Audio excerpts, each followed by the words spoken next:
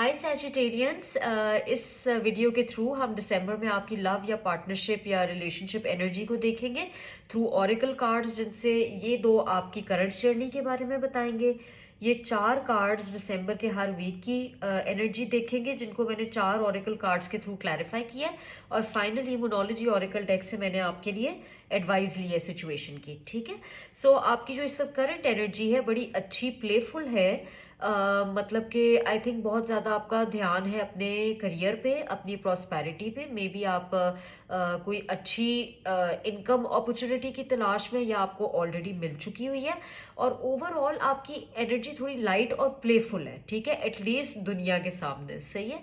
So may be अपने career में, अपने वर्क प्लेस, अपने कोलीग्स के साथ एक बहुत प्लेफुल एनर्जी में आपको ये गाइड किया जा रहा है कि अगर आपके पास प्लेफुलनेस का टाइम नहीं है तो प्लीज़ उसको निकालें, अपने इनर चाइल्ड को शाइन करने दें, या जो चीज़ें आपने अपनी यंगर ईयर्स में इंजॉय की हैं उन पे थोड़ा टाइम लगाएं, अपनी हॉबीज़ के लिए वक्त निकालें, अपनी सेल्फ केयर, सेल्फ लव की एक्टिविटीज़ के लिए वक्त निकालें, अगर आप ऑलरेडी ये काम नहीं कर रहे। ठीक है सैजिटेरियस। सो अब हम देखेंगे कि आपकी वीकली एनर्जीज क्या हैं। तो यहाँ पे तो आपका अपना कार्ड है, मेजर आर्काना, ये टेम्परेंस है, ये आपकी अपनी एनर्जी है। तो इसका मतलब है कि ये रीडिंग आपके लिए बहुत सिग्निफिकेंट है। दूसरे वीक में 9 ऑफ वॉन्ड्स, 8 ऑफ सोर्ड्स और 5 ऑफ कप्स, थोड़े से इतने पॉजिटिव कार्ड्स नहीं है। आई थिंक उसकी वजह यह है कि आप बहुत ज़्यादा माजी पे फोकस्ड हैं।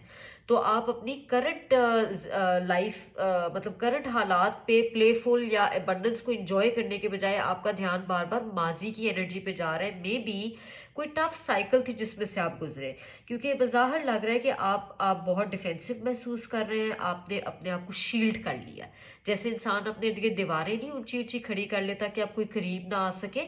और बहुत ज़्यादा मेंटली आप ट्रैप्ड फील करते हैं। मतलब आप प्रॉबेबली माजी के बारे में ओवर थिंकिंग कर रहे हैं, बहुत ज़्यादा सोच रहे हैं, इतना ज़्यादा कि बाज़ दफ़ा आपको सोने में प्रॉब्लम होती है, या बाज़ दफ़ा आप नॉन स्टॉप उसी के बारे में सोचते रहते हैं और आपको समझ नहीं आती कि आप इससे मूव ऑन कैसे करना है।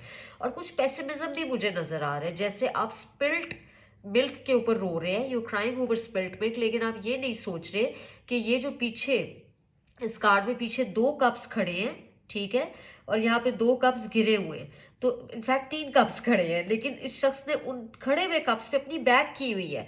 जितनी खुशियाँ आपको दे रखी हैं डिवाइन ने, ये एबंडेंस है, ये प्लेफुलनेस की अपॉर्चुनिटीज़ हैं, आप उन सब पे अपनी बैग करके बस रोए चले जा रहे हैं। बस पेसिमिज्म की एनर्जी में है कि जैसे बस यही था जो भी था, मतलब मेरी दुनिया ख़त्म हो गई, अब इससे अच्छा पार्टनर या इससे अच्छा बंदा मुझे अब नहीं मिलेगा। हालांकि इससे ज़्यादा कोई बात गलत नहीं हो सकती Sagittarius, because we are always healing. और जिंदगी भी हमेशा चेंज होती रहती है, वक्त हमेशा एक सा नहीं रहता। तो आपका साइन तो बड़ा ऑप्टिमिस्टिक साइन है, लक में और गुड फॉर्च्यून में बिलीव रखता है। तो आपको ये कहा जा रहा है कि प्लीज इस डूम एंड ग्लूम एनर्जी में से बाहर निकलें and allow your inner youthful spirit to shine. इसको अलाउ करें कि आप प्लेफुल एनर्जी में आ सकें। अगर मैं क्लैरिफायर्स देखूं तो उसमें भी कोई यही एनर्जी नजर आ रही है कि माजी का कोई शख्स है, प्रॉबेबली आप डेटिंग करते थे, वे भी इकट्ठे जाके कॉफी पीते थे, आपस में अच्छी दोस्ती भी थी, लेकिन अब वो या दोस्ती खत्म हो गई है, या उस शख्स ने आपको धोखा दिया, या फिर ड्यू टू एक्सटर्नल सर्कमस्टांसेस आप लोग इस चीज को आगे नहीं लेके जा सके। तो उसी दर्द में आप अभी भी बैठे हुए हैं। या तो शख्स ने आपको धोखा दिया, या बहुत शॉकिंग या सडन तरीके से ये एंडिंग हुई, या फिर again as I said external circumstances की वजह से आप आगे नहीं बढ़ सके। हाउएवर आप दोनों एक दूसरे को चेकआउट करते रहते हैं, या तो सोशल मीडिया पे, या फिर मे बी आप एक दूसरे के आसपास रहते हैं या ड्राइव करते हैं, या मे बी सेम ऑफिस में काम करते हैं, वरना यहाँ पे पेंटिकल्स नहीं नजर आ रहे। हो सकता है आप लोग इकट्ठे जॉब ना करते हो, बट कोई चीज है जिसकी वजह से आप लोग एक दूसरे पे नजर रखे हुए हैं, ठीक है। और आप दोनों एक दूसरे को मिरर कर रहे हैं। मिररिंग का मतलब ये है कि अगर आप ये सब महसूस कर रहे हैं तो वो जो दूसरा शख्स है वो भी यही सब महसूस कर रहा है। उसके लिए भी ये चैप्टर क्लोज करना बहुत मुश्किल था। सो प्लीज, अब जरूरी बात है जो आपकी गाइडेंस है, new moon in Aquarius, bring love into the situation. So हो सकता है फरवरी का महीना इस साल सिग्निफिकेंट रहा हो, या अगले साल में सिग्निफिकेंट हो, कि अगले शख्स को माफ कर दें, ये जो भी था, ये कोई मिसअंडरस्टैंडिंग थी या धोखेबाजी थी, या जिस तरह से भी ये चीज़ ख़त्म हुई, बेहतर यही है आपकी हीलिंग के लिए और अगले शख्स के लिए कि आप एक दूसरे को माफ़ कर दें और आगे बढ़े इस सिचुएशन में। माफ़ी तभी पॉसिबल है अगर आप हर शख्स को लव की नज़र से देखें।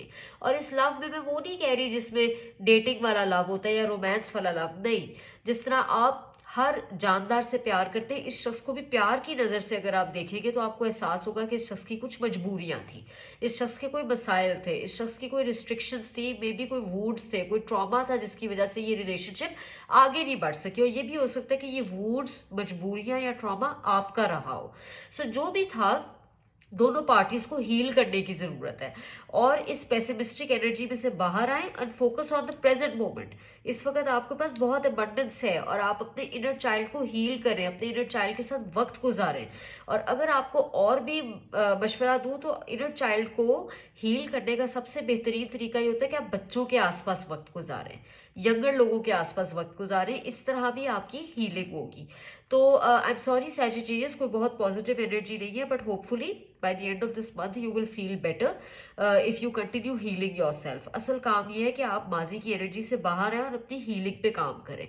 तो अगली वीडियो तक अपना बहुत सा ख्याल रखें। आई होप इन मैसेजेस से आपको दिसंबर के महीने में गाइडेंस मिले। Take care Sagittarians, bye.